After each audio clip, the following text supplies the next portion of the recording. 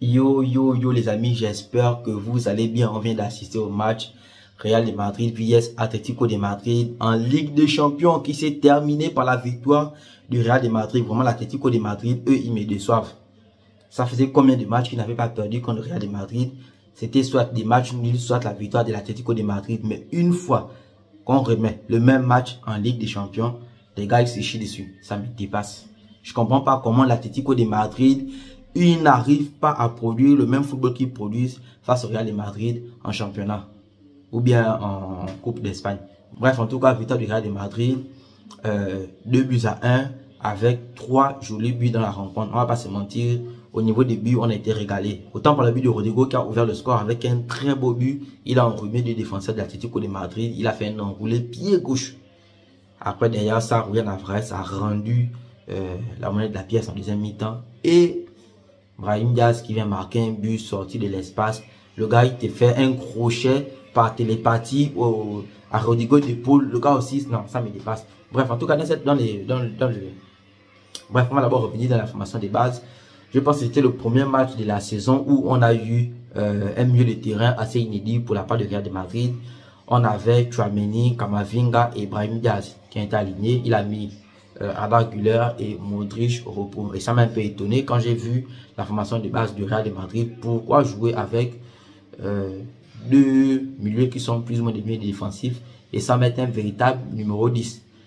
Je sais pas, Modric est en vieillissant, mais je pense qu'il aurait pu mettre, je pense qu'il aurait mis Modric titulaire, mais bon, il a préféré mettre Brahim Diaz. Et à la grande surprise, parce que ça a très bien fonctionné, parce qu'en vérité, le Real de Madrid n'a pas forcément dominé au milieu des terrains, mais bon, Brahim Diaz sort de là avec un but, avec beaucoup d'actions. Donc on va dire que la formation de base et la formation de Carlo Ancelotti a été efficace.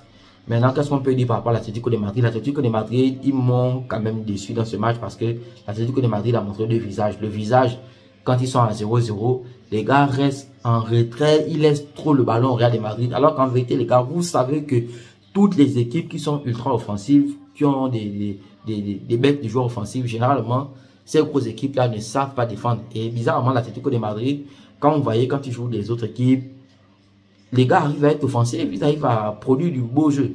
Mais quand ils jouent le Real de Madrid, pire, quand ils jouent le Real de Madrid en Ligue des Champions, les gars se chient dessus, ils n'arrivent plus à pratiquer ce football.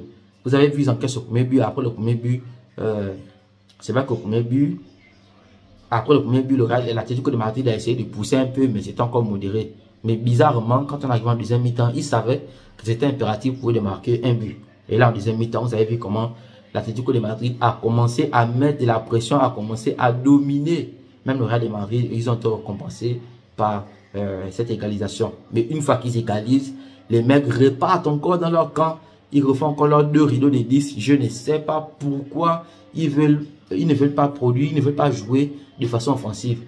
Je ne sais pas si pour eux, ils estiment qu'en jouant en contre, et d'ailleurs, ils ne jouent même pas en contre parce qu'en vrai, vous allez voir, quand ils se replient et que le Real de Madrid attaque, les grands fois où l'Atlético de Madrid récupère la balle, les gars ne se projettent pas vite vers l'avant. Donc, je ne comprends pas bien leur stratégie dans ce match. Est-ce que pour eux, ils veulent jouer le tout pour le tout? Dans leur stade, ils espéraient sortir de là avec un match nul. En tout cas, ils n'ont pas joué comme une équipe qui était venue pour gagner le match. Et ça, c'est un peu décevant. Bref, on va pas tirer en long cette vidéo. Vous allez remarquer que je suis pas à la maison. J'ai fait le service minimum. Donc, c'était tout pour la petite vidéo. Merci d'avoir regardé. Demain, on va faire Demain, on va faire une vidéo avant match pour le match du Barça et pour celui du PSG. Et ensuite, le soir, on fera le débrief du match du Barça. Celui du PSG, je ne vous garantis pas que je vais le regarder parce que la chaîne est la bonne chaîne d'un Barcelonais.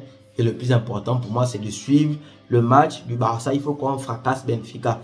C'était tout pour cette petite vidéo. Merci de l'avoir regardé. On se capte demain. Visca Barça.